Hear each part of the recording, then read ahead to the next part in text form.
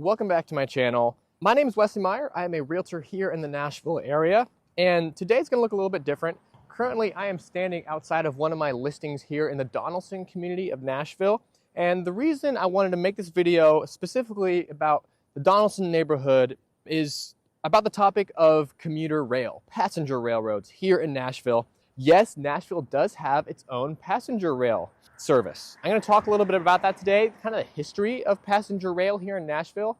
I'm also going to talk about my experience with our passenger rail system here in Nashville, maybe some things that could be improved about it, maybe some things that I liked about it. But we're going to talk about the history, maybe some reasons why passenger rail service doesn't look like what it used to here. But I hope you learned something, and I really enjoy making these kind of videos for you. So I'd really appreciate it if you hit the like and subscribe button on my channel and hit the notification bell so you don't miss any of my weekly videos. My contact info is in the description if you need anything real estate related. I'm looking to buy or sell property here in Nashville. I'd love to help you out, so don't be afraid to give me a call or a text. Let's take a look at the history of passenger rail here in Nashville, and for that, we'll head over to the train station here in Donelson.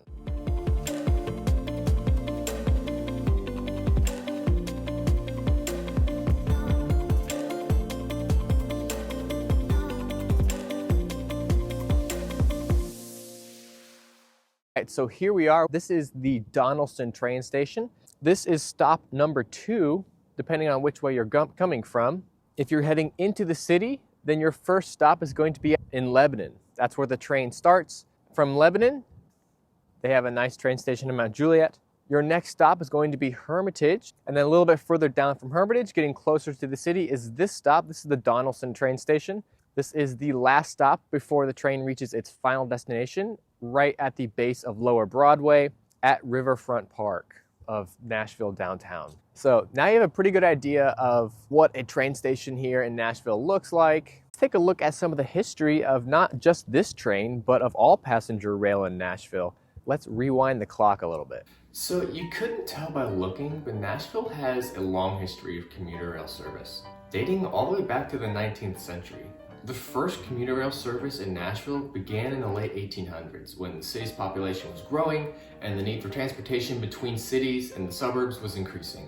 The Nashville, Chattanooga, and St. Louis Railway and the Louisville and Nashville Railroad, the L&N, played significant roles in providing commuter rail service to nearby communities. Fast forward to the mid-20th century, as automobiles became more popular and the highway system expanded, then this is common in a lot of cities, the commuter rail service that was in place in Nashville began to decline, and many people chose to drive rather than to rely on the limited rail services available. In the 90s, there was an effort to revive commuter rail in Nashville. The Regional Transportation Authority, or RTA, proposed what was called the Music City Star.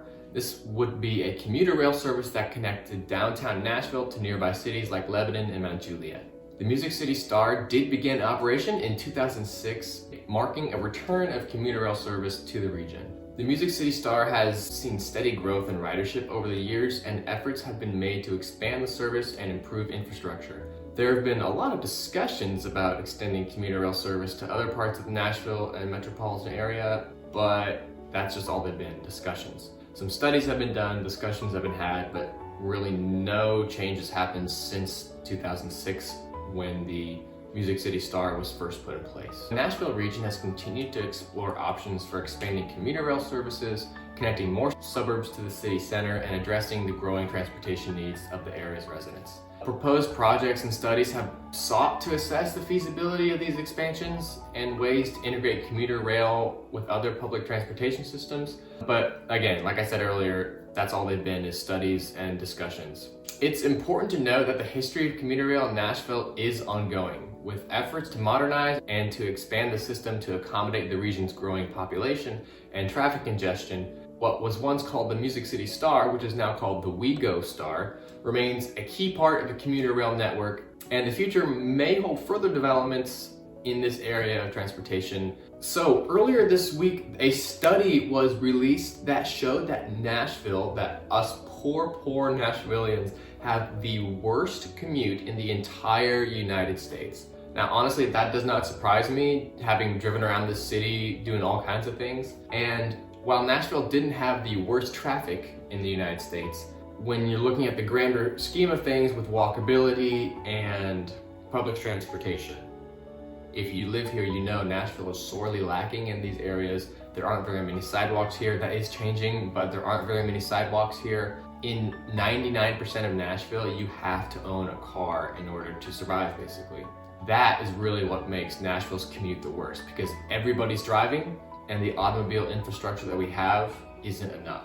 Now, the current plan of lawmakers is to incorporate a paid choice lane on the interstates surrounding Nashville. Studies show this will help quite a bit and also be a source of revenue for the state. I'm not against this, but I think we're kind of missing the point here. Further automobile infrastructure only encourages more automobile use. We need to be encouraging other forms of transportation like walking, cycling, and most importantly, commuter bus and rail. There is a severe need for better public transportation here in Nashville.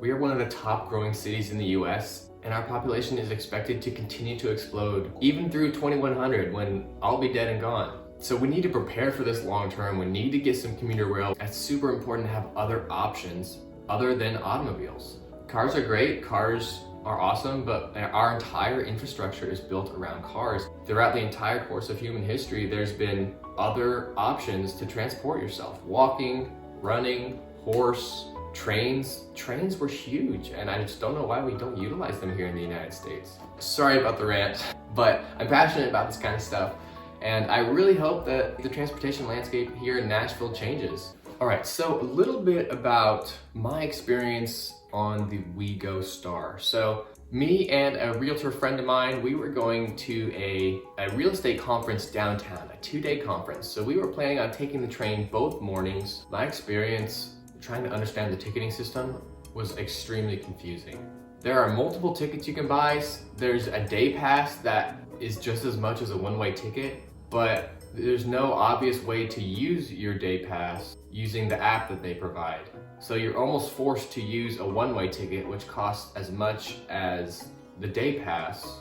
But if you want to take the train back in the evening, you have to buy another one-way ticket. So it's twice as much as what a day pass would be. It's very confusing to me, and it doesn't really make sense. It's not very user-friendly. So I would challenge Nashville Transportation Authority and WeGo, the WeGo systems, just make it more clear, make it simple, make less options. Honestly, there are too many options. I don't understand them. Maybe I'm just inept, but I consider myself a pretty smart guy, and I really couldn't understand how to utilize all the options that they offered. The first morning we left from the Hermitage train station.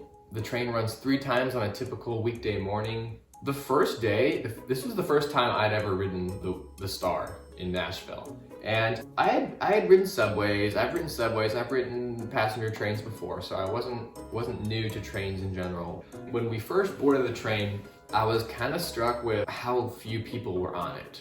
Our train departed Hermitage at 7:04, so this is like prime commuter time. The train car we got on, there weren't very many people. Here, take a look. There weren't too many people. It was dark, it was dingy. It wasn't necessarily dirty, but it was dark. The windows were small. They were tinted like this weird grayish green color.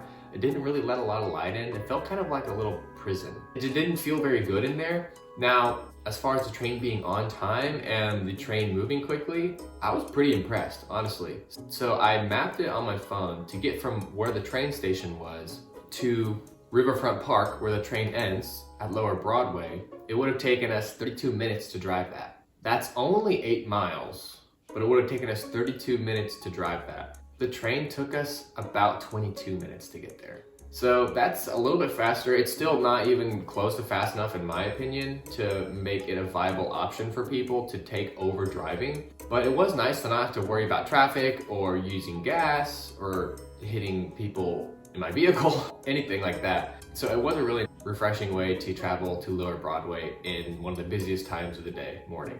The train stopped in Donelson, and I saw maybe 10 people get on the train that morning, which again, really low. Once we arrived at Riverfront Station, we got off the train, walked up Broadway to the Grand Hyatt Hotel where the conference was, spent the day there. And this is one of the major problems. I'm not trying to talk bad about the WeGo Star. That's not my point. I'm just offering my experience. I think a lot of the reason why people don't use the Star is because it doesn't run enough. And the times it does run don't really make too much sense. It shares tracks with freight trains. So Nashville does not own that railroad. It's shared with other privately owned companies. That's a lot of the reason why the train is limited and how often it can run and how fast it can run and how late it can run, because that's really the big issue. I think the morning times it runs 3 times in the morning, that's a good amount and the times make sense. But when it's returning, that Monday, the last train left Riverfront Station at like 6:02. Our conference was still going on at that point, so we had to have someone come drive into the city and pick us up.